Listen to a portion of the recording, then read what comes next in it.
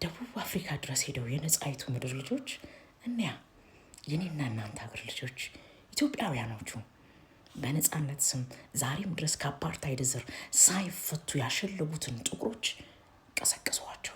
ይኸውላችሁ የነጻይቱ ምድር ልጆች ደቡብ አፍሪካ እንደሄዱ ቀበቶ ለማዞር አላፈሩም።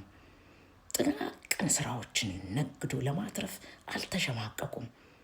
የነጻ ሀገርና የነጻ ምድር ልጅ ስትሆን ምንም ነገር ብታደርግ ለአንተ እንጂ ለማንም ባርነት ጉልበትህ እየተበዘበዘ እንዳልሆነ ስለምታውቅ አይደንቅም፣ አይገርምህም። ይሄ ግን በባርነት እድሜያቸውን ለፈጁት ዛሬም ድረስ በነጻነት ስም ከአፓርታይድ ስር ላልተላቀቁት ጥቁሮች ተአምር ነበር።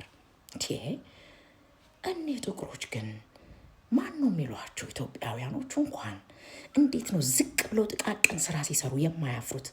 አያቶቻቸው አባቶቻቸው እንዲህ አይነት ጥቃቅን ስራ እየሰሩ ለማስተሮቻቸው ይታዘዙ እንደነበር ረስተውት ነው ብለው በቁጭት ተንገበገቡ። አየህ ኢትዮጵያውያኖች አልገቧቸውም፣ አላወቋቸውም። ኋላ ደግሞ ከነጮቹ ጋር ተጋፍተው ሲገዙ፣ ሲበሉ፣ ሲሰለፉ ግራ ያጋባቸዋል። ዛሬም ድረስ ስትገዛ በባርነት ቀንበር ስር ስትውል ገዥህ ዛሬም ያንተ የበላይ መስሎ ይሰማልና የበታችነት ስሜቱ መከራ ነው። ይኸውልህ 72% ከዛ በላይ የሚሆነውን መሬትህን ዛሬም ድረስ በነጮች አስይዘህ ባንክህን በነጮቹ ቁጥጥር ስር አውለ የጣት ቁጥር የማይሞሉ ባለሀብቶችን አገር ውስጥ አስቀምጠህ ግን የገዢዎችህና የረጋጮችህ በአፓርታይድ ስም መከራ ያበሉ እኒያ ነጮቹ ፋሽስቶች ሀገርህን ተቆጣጥረዋት አንተ ነፃ ሁኛለሁ ብለህ ከተኛህበት የቀሰቀሰ ህዝብ የነፃይቱ ምድር ልጅ ነው። ግን ይሄ ለጥቁሮቹ ሳይሆን ለነጮቹ ማስጠንቀቂያ ነው። ለምን ይመስላል? የተቀረው ዓለም ሁሉ ይህ ወንጀል ሲተገበር በኢትዮጵያውያኖች ላይና በሌሎች አፍሪካን ስደተኞች ላይ የደረሰውን መከራና እንግልት፣ ነፍስ ማጥፋትና ንብረት ውድመት፣ ሀብት መዘረፍ ሁሉ ባላየና ባልሰማ ጆሮ ዳባ ልበስ ብሎ ጸጥ ያለው አየህ፣ ይሄ የገዢዎቻቸው የነዛ የፋሽስቶቹ ልጆች ቀጭን ትዕዛዝ ነው። ይቺ ባቄላ ካደረች አትቆረጠምም።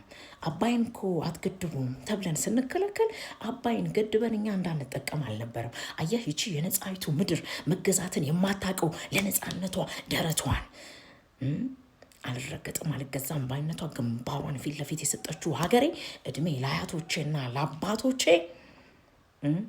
ለተቀረው አፍሪካና ዓለም ሁሉ ምሳሌ ነች። ይሄ ምሳሌነቷ የሆነ ቦታ ማለቅ አለበት። አየህ ካልሆነ በሀብት ማማ ላይ የናጠጡት ነጮቹ ደቡብ አፍሪካ ውስጥ ቁጭ ብለው ያለ ተመልካችና ያለ ጥያቄ የሚኖሩት ጥያቄ ሊነሳባቸው ነው። ያን ሁሉ ወልዝ ማን ጥለው ይሄዳል?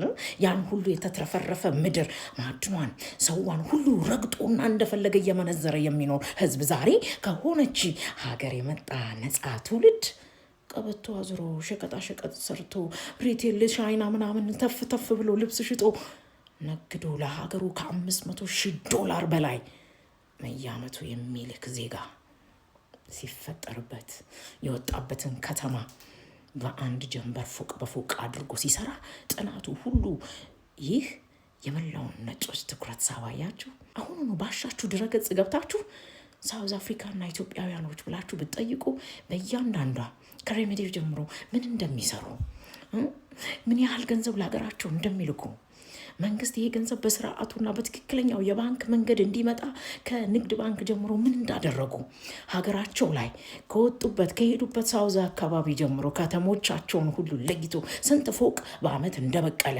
ከዚህም በላይ ብዙ ስራዎችን እንደሚሰሩ ይነግሯቸዋል። ለእኛ አስበው ነው ይህን ጥናት ያጠኑት አይደለም። የነጻይቱ ምድር ህዝቦች ዛሬም ወንድሞቻቸውን ነፃ ሊያወጡ የሚችሉበት መንገድ አለ። ሰርቶ ነግዶ እኩል ተሰልፎና እኩል በልቶ ማንንም ሳይፈሩ መለወጥ ይቻላል። የማያውቁት ሀገር ሄደው ስትሬቱን ሁሉ በስማቸው እስኪጠራ ድረስ ሀገሬውን ቀጥረው አይደለም ለኢትዮጵያ ለሀገራቸው ለሳውዝ አፍሪካ ኢኮኖሚ ራሱ አስተዋጽኦአቸው ከፍ ያለ ነው። አንዳንድ ጥናቶች እስከ 17% የደቡብ አፍሪካን ጂዲፒ ድረስ ያዋጣሉ። ታዲያ ይሄ ቀላል መንገድ ይመስላችኋል? ይቺ ቀጭን ትእዛዝ የማን ብትሆን ነው የተቀረው ዓለም ሁሉ ባልሰማ ጆሮ ዳባ ልበስ ብሎ ኢትዮጵያውያኖቹና የሌሎቹ የአፍሪካ ሀገራት ስደተኞች ሲቀነደሹና በአደባባይ ሕግ ባለበት ዓለምና ሀገር ውስጥ በጥይት ሲደበደቡ ቁጭ ብሎ የሚያዩት ለምን ይመስላችኋል? ይቺ ባቄላ ካደረች አትቆረጠምማ።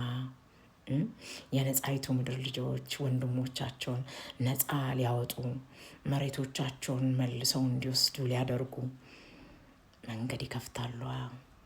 እነሱ ነጻ ናቸው። ወገን ነጻነት ምንድን ነው ብለህ ትጠይቅ የለ? በተገዛን ብለህ ትሟገት የለ? የኔ ትውልድ አየህ የነጻነትን ዋጋ። የሀገርህን መሬት 70% በላይ ሰጥተህ አንተ ቁጭ ብለህ እያጨበጨብክ ቢዝነሴን ቀማኝ ካፌ ላይ ጉርሻዬን ነጠቀ ብለህ ለግድያ የምትወጣው ማስተሮችህ ሲያዙህ ነው። እና የሀገሬ ልጆች እኔ አይገርመኝም። የሚገርመኝ ግን በየአመቱ ይህን ሁሉ $100,000 የምትዝቀው ሀገሬ እና መንግስቷ እና ህዝቦቿ ዝምታ ግን ይገርማል። አባቶቻችን እኮ የታገሉት ለሀገራችን ጥቅም ከፈለግነው መቧደን ሶሻሊስት ይሁን ኮሚኒስት ይሁን ካሻን ተጋብተን ካሻን ወልደን ካሻን ነግደን ካሻን አትርፈን የሀገራችን ጥቅም አስቀድመን እንድንኖር መስሎኝ ነጻነቱ አይደለም እንዴ?